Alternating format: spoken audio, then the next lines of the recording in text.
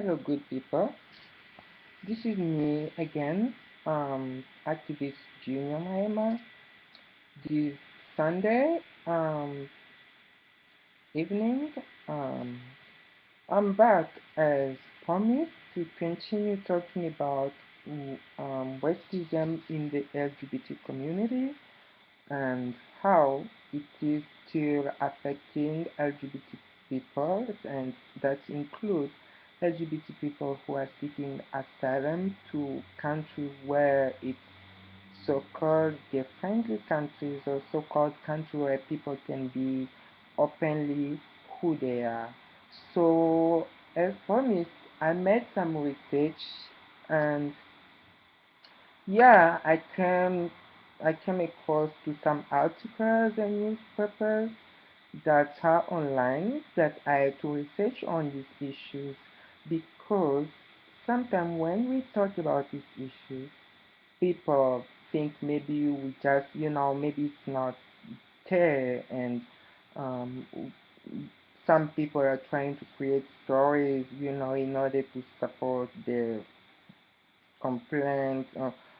Some people are just trying to complain about things that does not exist. So I've made some research about some articles and some stuff that I've been reading online. So I'm going to be talking about those things today with my second part of racism in the LGBT community.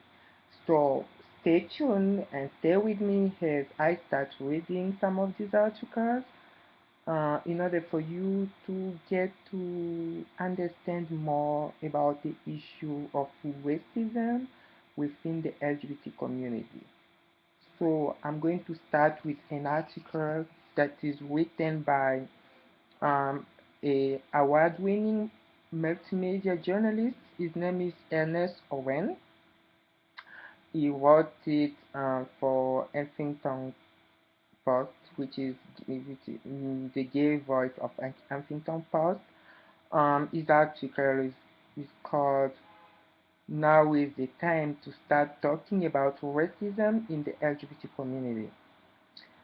So the article was posted in 13th of May 2015 at 34 past 1 p.m. It was updated May 13, 2015, uh, 59 p.m., which is, I believe, it's American time. So here we go. I'm going to start reading about this article in order for you guys to get to understand what is really happening within our marginalized and vulnerable LGBT community. Here is what it says. It has been a long time coming, but no time is better than now. As the Supreme Court gets ready to hopefully legitimize a belief that many of us in the LGBT community already consider an inalienable right, marriage equality for all, it is high time we start preparing ourselves for the next major issue to address intersectionality. Yes, for decades, the face of LGBT representation has been dominated by white people, predominantly cisgender, gay white men. And as much as we would like to continue the blame culture stigmas within other culture for why there has not been such a huge turnaround of faster diversity, it's time we start looking forward. Fact, I'm openly gay black man. Another fact, as disappointing as it may sound, experience racism as a double minority, as being felt within both communities. I can be racially profiled at a store as black man, and can then be treated as a pariah at a gay club the same night by the white men and bouncer who occupied the space. It is not that I have been silent about this issue. Recently, I took my grievance to my local paper in a column, in a guest column that called out many of them gay bar in Philadelphia. As a resident for 5 years, I felt that the gay boyhood was not the happiest place in my city. If you were black and queer, but more like the most excluding one at a time. The reaction was critical, then receptive. I received a ton of nasty comments, social media attacks, jabs at my audacity to call out race issues within the LGBT community. Some went so far as to feel as though I was just trying to start a problem that didn't exist. Fun fact, the majority of the critics were white gay men. And that is the problem. When I look at queer programs, both local and international, there tend to be a social disconnect between the reality that is being portrayed publicly and what is happening privately. People of color are often the voyeurism that shaped white queer spaces, a feeling that has become more exploitative and problematic than embarrassing. The constant pandering of black LGBT men, drag ballroom performer, or hypersexual, um, I can take flight in many gay social scenes. There's almost a subservient element to it that excludes any other black gay expression that isn't catering to the white queer gaze.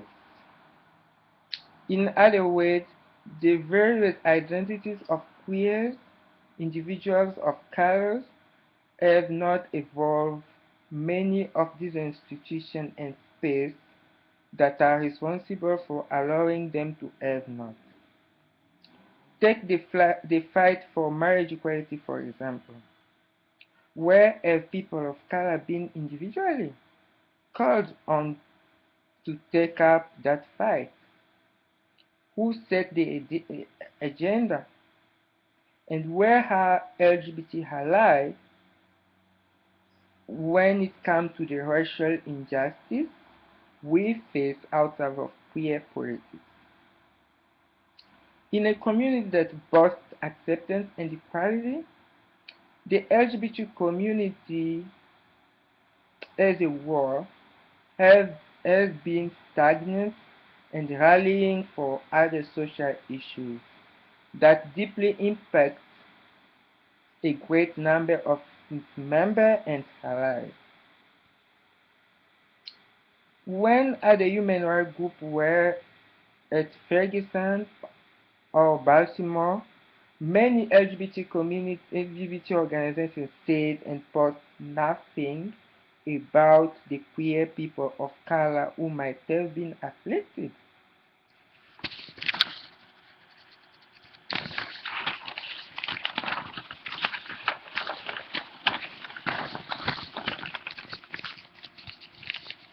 As I have gotten older, it has become more difficult to ignore the intersectionality that has colored my experience as gay black man. Once fair, I am told that being black has nothing to do with being gay. And in other I'm reminded that race is relevant conversation. Both of these are lies. And as much as one community wants to act as though they are more accepting than the other, it's difficult for me to decide right now. Sure, the black community can be labeled as, as having deep-seated homophobic views, but that lame trope is getting old when you take in consideration the current LGBT movement. Current LGBT movement lack of recognizing varieties and sympathy for people of color in general.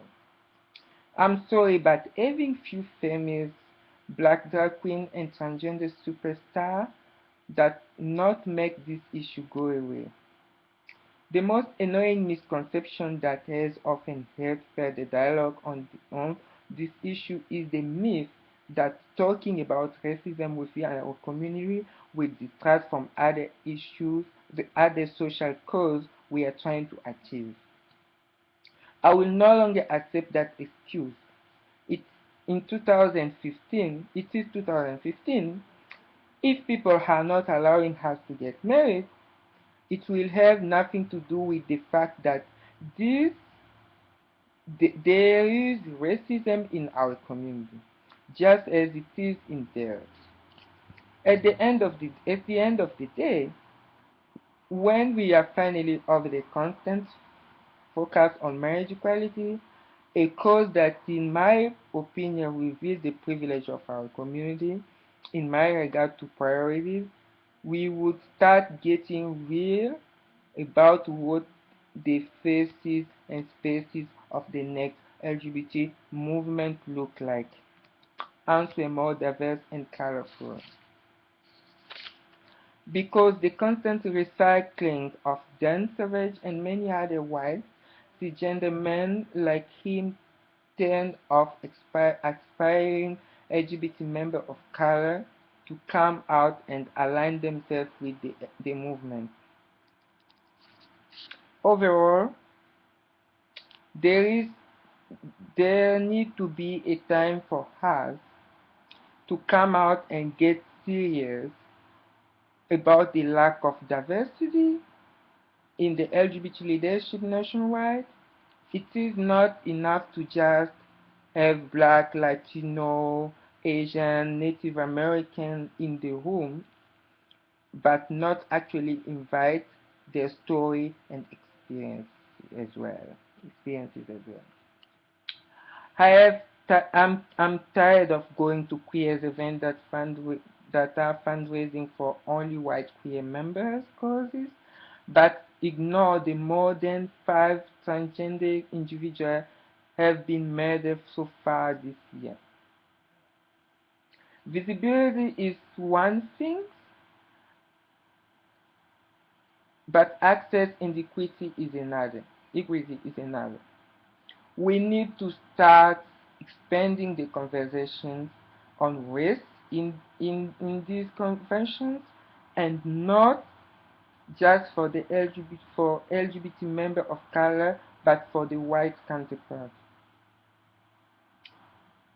I don't just want specialized events and social caterers to me due to my race, but instead more intellectual space and opportunity to inform and enlighten the very member whom I share an interest in activism with. It's time to start addressing the racial setback in the current LGBT movement. If we don't now, we are never going to obtain that pot of gold equality on the other side of diverse rainbows. So Ernest Owen is on Twitter. You can follow him. His name is on Twitter is Mr. Ernest Owen. So there's been a lot of comments on this article. People comment, some people were against whatever he was trying to say, and some people agreed. So it's just showing how there's this division, how there's apartheid still within the LGBT community.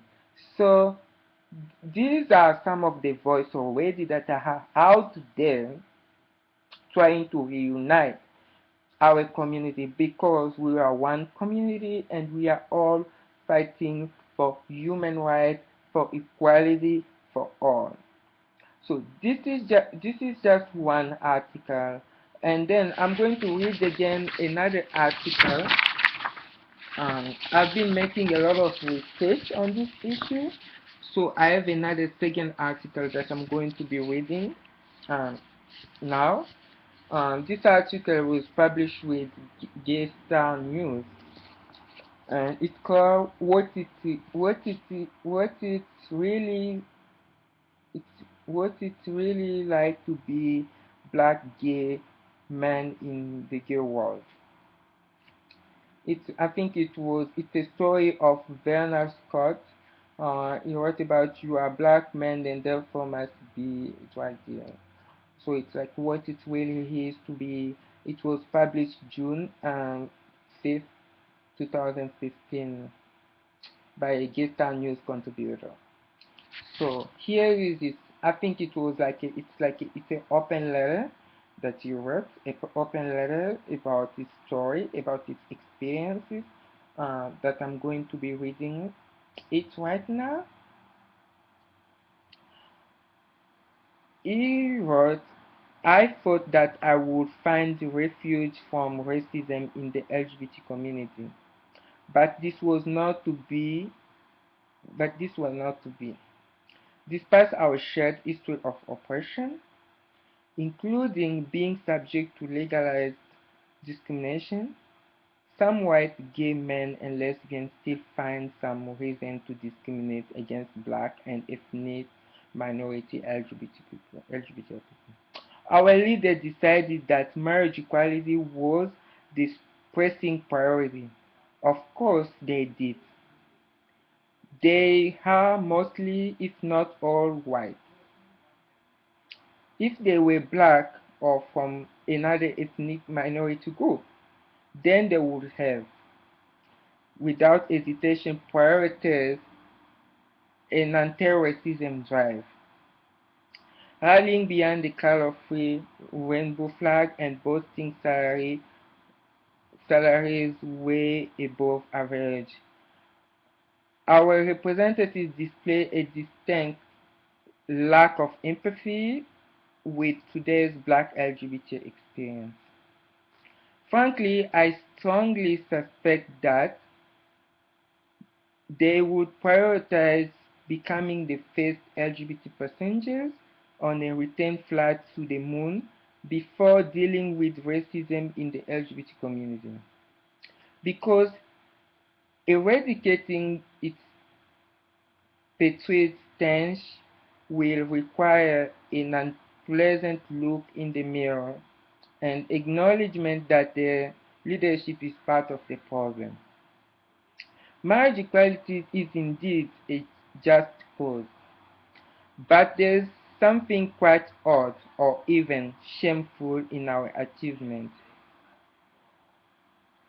In achieving it before we deal with racism within our own community. Effective leadership would reflect and promote the experience and aspiration of all the LGBT community and seek to add substance to the rainbow, not more rhetoric. The lack of Black, Asian, Latino, LGBT representation at the top table is not an accident or matter of fate. It is a choice by those already there. It is not enough. It is not enough to just have black add to the color scheme. To the color scheme, it is the meeting room in color scheme in the meeting room. We must be key decision maker too. Queer space comprising a trendy place to eat, drink, and dance have been whitewashed. to mirror white-run gay publications. It truly catches my eyes even I spot a black face, usually do a double take to make sure my eyes aren't deceiving me. This the subliminal message is white equal money and black don't. Denied social opportunity that whites take for granted. Black LGBT people, like subculture within subculture, must go elsewhere to find people who look like them. If we do venture into a sport, black gay men are more often than not perceived as fetish sex toy material, not holistic people. We are also seen as someone subservient, designed to please white men in the bedroom, on the dance floor, in the kitchen, or on stage as they entertain. In other words, the various identity and stereotypes of black gay men have not made the progress enjoyed by our white counterparts. We remain marginalized, minimized, and traumatized. Racism isn't just a word, it is an experience. It's scarred to the very soul. It carries an impact akin to death of someone close. You will forever relive the time and place of its occurrence, especially how it made you feel, the hurt and damage to your dignity and your self-esteem. A white gay man cannot comprehend or feel the experience of being black and gay.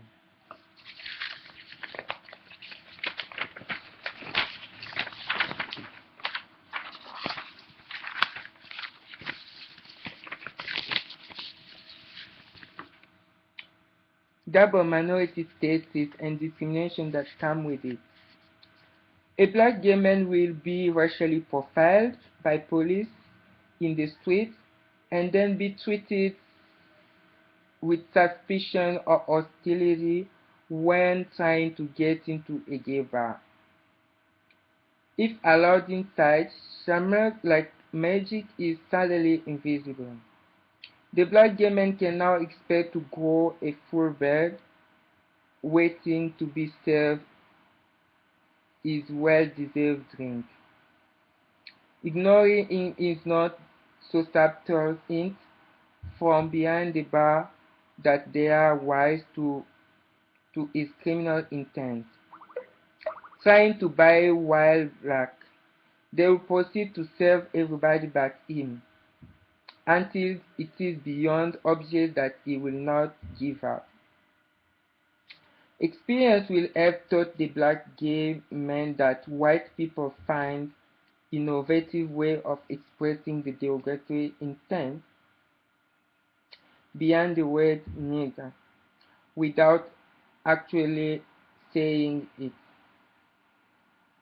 While with a drink at least with a drink at last in his hand, and having regained his former visibility, he must now navigate through the white guy who have made a deliberate beeline in his direction. They are keen to be face to pop and old familiar question. Are you selling, man? Yes, it's that infuriatingly common assumption again. You you are a black man and therefore must be a working portal for drugs and other illegalities. As for sexual stereotyping, the night is still young. The white gay who's been checking out the front of your pants really isn't interested in your name. Your cocktail will do, yes, brother. You have yet another assumed role to fulfill before the night is through. Top man. Some white gay men say that their sexuality enabled them to empathize with the black experience. And yet, on the other, they say my race isn't relevant factor and that I have a chip on my shoulder. Well, let me state loud and clear, my race is always relevant. I can't make it invisible like I can my sexuality. Living in London, I've witnessed abhorrent display of prejudice, including the use of offensive language such as nigger. In one memorable nasty incident, I saw a black gay man forcibly ejected on the street after he was accused by a white gay man of stealing his cigarette. The red-faced accuser later found that an open packet on, on his own person. In, other, in another London bar, the staff were happily handing out jelly babies when another excited Caucasian person seized the container, loudly proclaiming, "I want a nigger one." On yet another occasion, an Asian friend and I made our way into a popular bar in London Old Compton Street and heard the Caucasian man sitting at the bar announce our arrival with, "Oh, here come the niggers." No action was taken by staff against any of the above vile offenders. The distinct experience of black gay men is made more urgent by the fact that they are disproportionately represented in new HIV statistics and present rates for diagnosis and treatment. There's not much point in promoting my right as a gay man or even my right to marry while ignoring my experience of racism as a black gay man. To ignore it could interpret as complacency or even collusion. Our leaders in the US, UK, elsewhere might get their act together. It's 2015 and we need action on racism, not rhetoric, please. Werner is the author of Polaris shortlisted non-fiction book, God's Other Children, a London memoir. Amazon. His book is cited for forthcoming docudrama on the life of Whitney Houston and was recently tweeted as favorite by William Hague, the UK's uh, secretary, former foreign secretary. If you wanna watch the Werner video, you can go on YouTube or watch Werner speak out about racism and the LGBT community. Okay, this is the second article on this issue.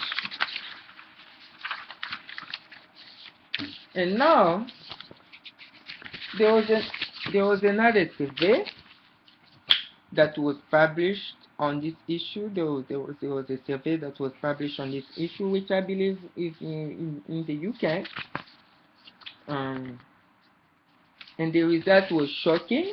With that survey, it was like 80% of black gay men say they've experienced racism in the LGBT community, according to a survey by Gay Men's Charity GMFA. The charity publication FS Magazine survey over 850 black and minority men who also identify as gay. The results were shocking, with more than two-thirds of BME men experience racism on the gay scene, climbing to 80% among men who identify as black.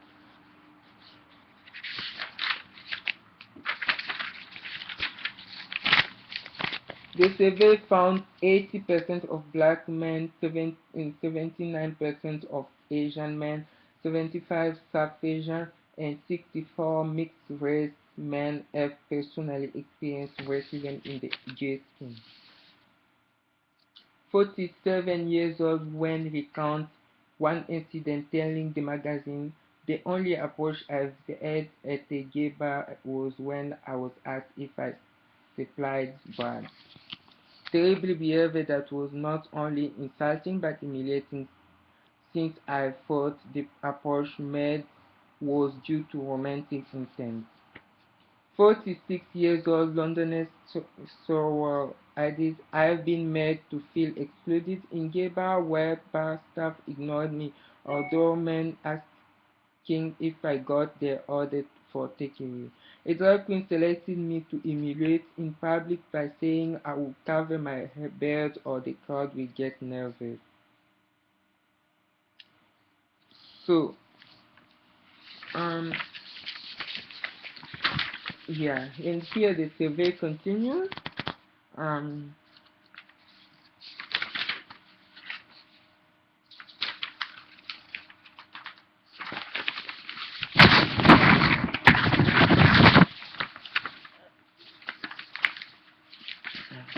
I'm doing this because this issue is a very important issue that right now our community is, we are getting more right now, so we need now to look into some of the issues that are really very important that are affecting our community.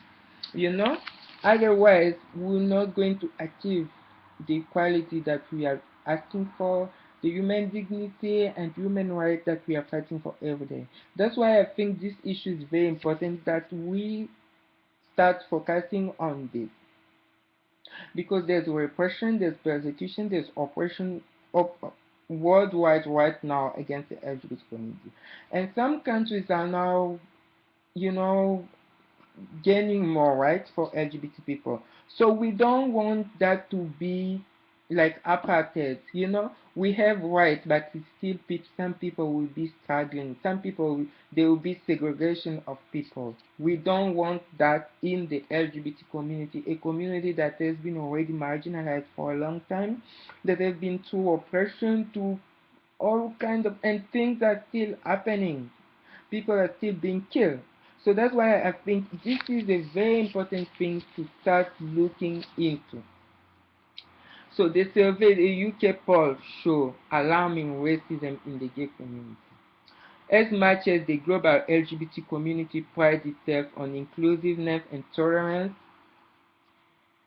results from a new shows results from a new poll shows that while we like to see ourselves as wrapped up in a rainbow color, still is still an issue with many gay men. This article was published with Edge Media Network in um, June 9, 2015. This year in June 2015. So a recent survey taken by UK-based FS magazine, which polled over 850 white gay men, white, black, Asian, South Asian, Arab, and mixed race gay men, showed an alarming amount of racial and sexual stereotyping among gay males. Results of the survey show that more than two-thirds of non-white surveyed experience racism from within the LGBT community in the UK, with 80% of blacks, 79% of Asians reporting the highest incidence of racism. As a minority group, Hispanic report the lowest incidence of racism with 35%. An interactive poll on the FS website showed 87% of readers agree that the gay community is in some way racist. The report also points to a disturbing trend where pickup apps like Trend were a prime vehicle of sexual racism. I, I have been blocked on apps because I'm South Asian, East Asian, say Ari, 39 from London of thought of as Muslim. Even though I'm not Muslim, I've had abuse sent to my message saying go back home Paki, or question asking if Allah is happy I'm on here. The FS poll is followed to previously study conducted publication where 400 white men were polled about sexual stereotypes. When asked about stereotypes within ethnic group, the response said black men as large part. 78% of white gay men in our survey believe this is be true. Asian men is smaller than average group. 75 believe this is to be true. Latin men are crazy, wild, and passionate. 17 of white gay men believe it's true. 70%. Mixed race men are more likely to be accepted by white men. 67% believe this is true. Black men are more active, strong, and dominant in their group. 60% of white gay men believe this to be true. Asian men are mostly submitted bottom. 56% believe this is true. Arab men aren't gay if they are top. Only 35 thought it to be true. Latin men are mostly rent boy or in it for a passport. 10% of white gay men believe this is true.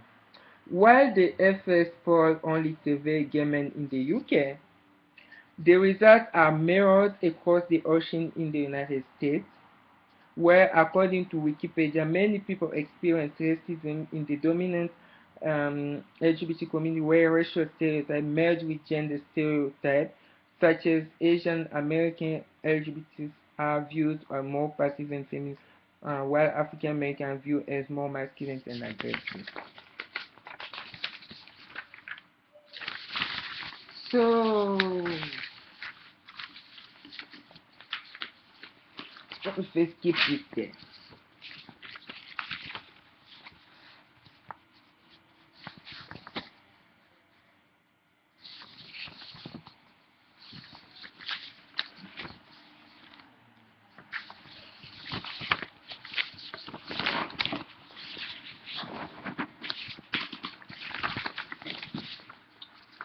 So now, all of this being said, now recently I've read in the news where like there's a documentary that is coming up very soon. There's a trailer about the documentary. It's a documentary on about Stonewall movies. History about the history of Stonewall riots that happened in the United States in New York City, and how this Stonewall riots have been whitewashed now to only represent white gay men cisgender on that documentary, which actually was the the riot was led by transgender women of color, transgender women, and and and and and drag queens and gender non-conforming. It was those were the people, transgender woman of color, drag queens, and those were the people who led that movement. But then today, with the documentary that is still, there's just one of the trailers about it that is online on YouTube already. So people, the the conversation is right now, the conversation is on this issue about this documentary, and there are activists who are already writing about why it has been whitewashed.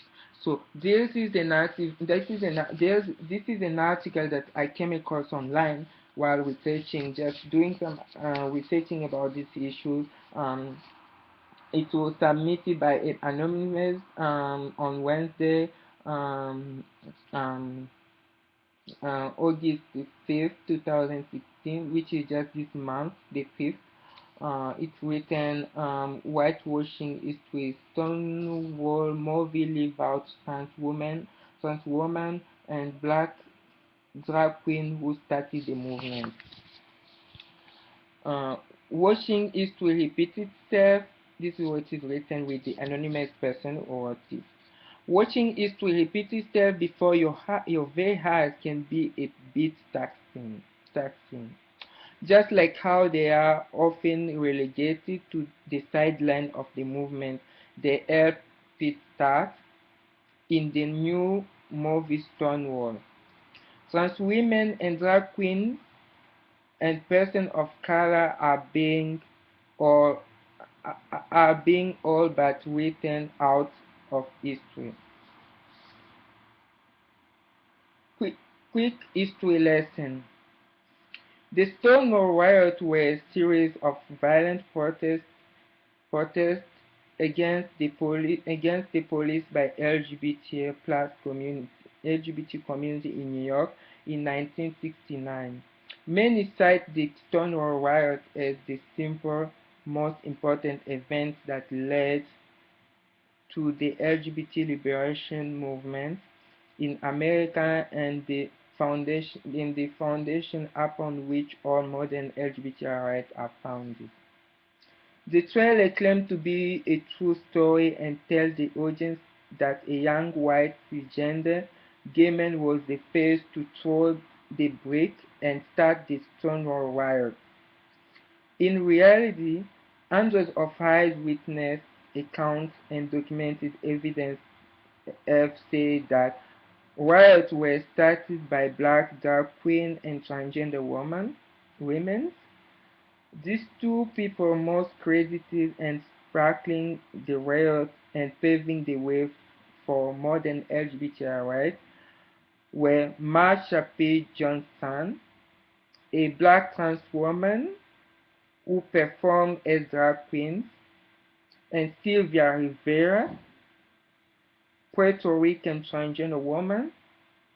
These two people were these two people who are universally recognized as starting the riot take a backseat in into the pretty white boy who come to save the day.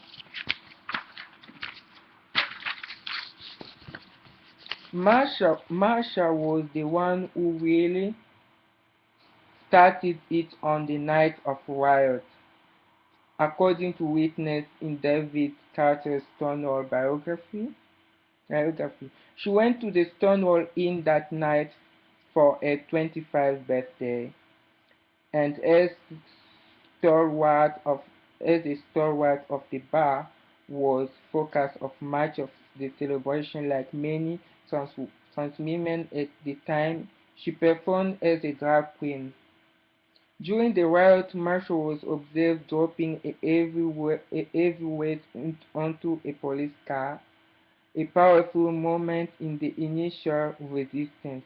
Following the protest, Marshall took a pioneering role in the movement. She demonstrated on Wall Street in the 1980s against the extreme price of AIDS, drugs, and was a model figure of many LGBT youth to come her way.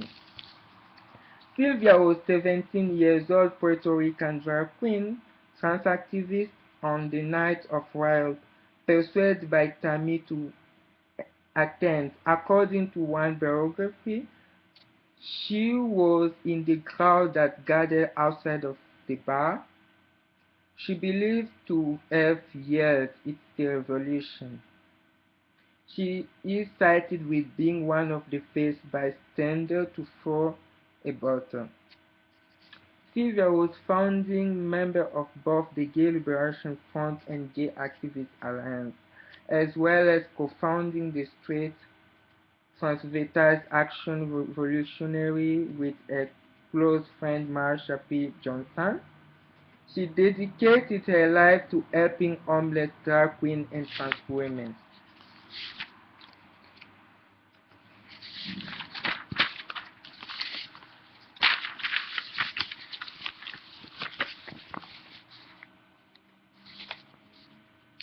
Other players including Alison Allens, who was just 14 when she was arrested, as well as Diana Kearney, Zazunova, Miss Peaches, and more. Honestly, this film is a slap in the face to the people who took part on the riot, who fought in the streets for your right to be treated like a human being. It is an insult to the LGBT community, to trans people, and to drag queens, to women, to people of color. Oluos has once again taken our movement of major historical significance and told us that the only way people will care is if white man is the hero, and that the only change really happen if a white man fights for it. The Stonewall video trailer is on YouTube. You can find it if you go on YouTube. You can check it out there. You can find it there. Yeah. So no wonder. This is why transgender women are being killed. This is why transgender women of colors are being killed. This is why black, gay, LGBT men, LGBT people of colors are still being stigmatized. It's because people are trying to change the movement. People don't learn from persecution. People don't learn from oppression. I don't know why. I'm still trying to find out why this is still happening. It's just like xenophobia in South Africa, where people, black South Africans are now targeting people who are from Africa, people who gave asylum to the freedom fighter, to people who fought, they gave them asylum to Tanzania, they gave them asylum to all of Zambia. Today, foreigners are people who are from Africa. I don't know how people will start learning from oppression. I don't know how people will start learning from persecution. You know, like right now, here there's an article. Today, I've just reading the news. There was a transgender woman that was killed. A transgender woman was killed. Um,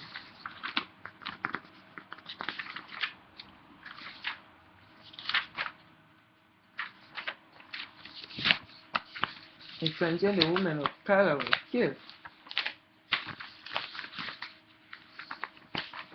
Let me check. I wrote about it somewhere here.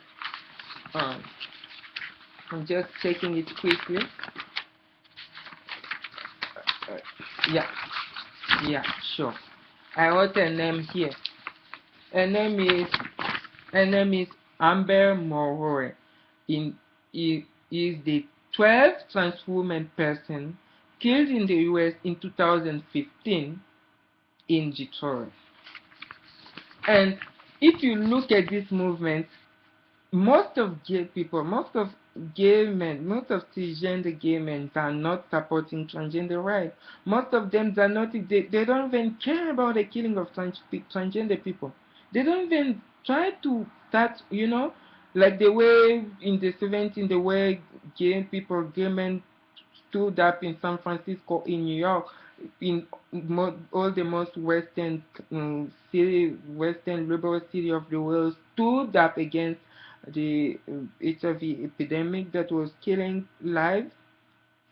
People are not standing up like that to end homelessness of LGBT youth, to end racism with the LGBT community, to end transgender killing of LGBT people. Nothing is happening. Right now it's like people worship masculinity. People are worshipping white gay men.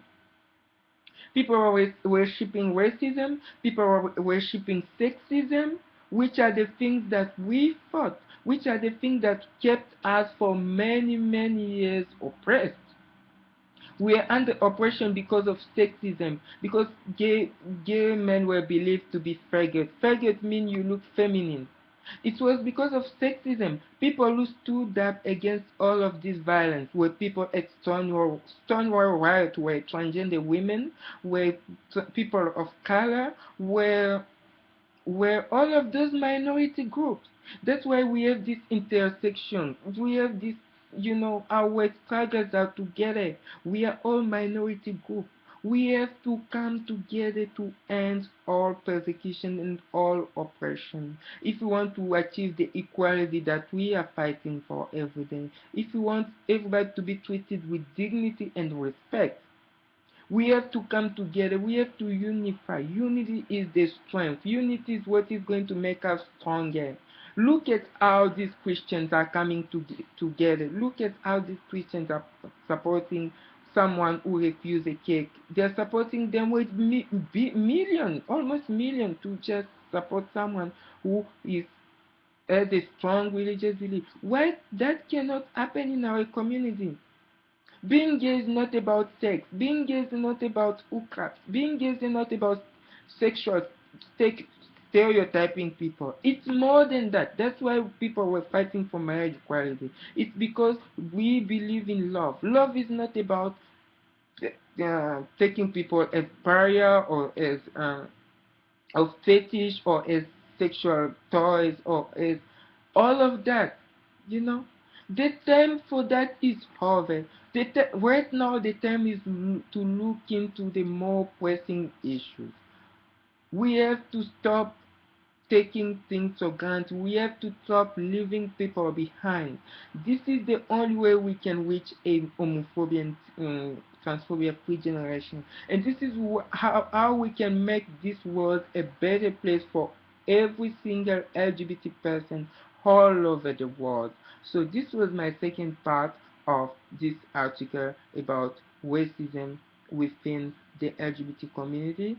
So I'm going to keep on focusing on this issue because I believe this is the key issue right now that is going to keep the LGBT community, keep our struggle far from over, because people can seek asylum. When they gain asylum here from Africa, there will be stereotyped as black, as criminal, as there will be, even within the LGBT community, people who are here, who are black, who are people of color, who are Asian, they will still face stereotypes. So we will still have to fight against all of these issues. This is why I'm focusing on this issue, because I believe it's really very important right now that we are gaining more rights in some countries to look in this issue.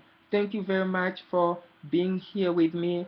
This was a very long video, and thank you for being patient and for being there with me for this issue that I believe, and I hope you guys believe that it's a very important issue. And then I'm going to come back next time probably to add some more information on this, or maybe I'll be talking more about transgender issues and homeless LGBT youth and other pressing issues like as LGBT asylum and all of that that are really affecting our community. So thank you very much for once again listening to watching my video on my YouTube channel.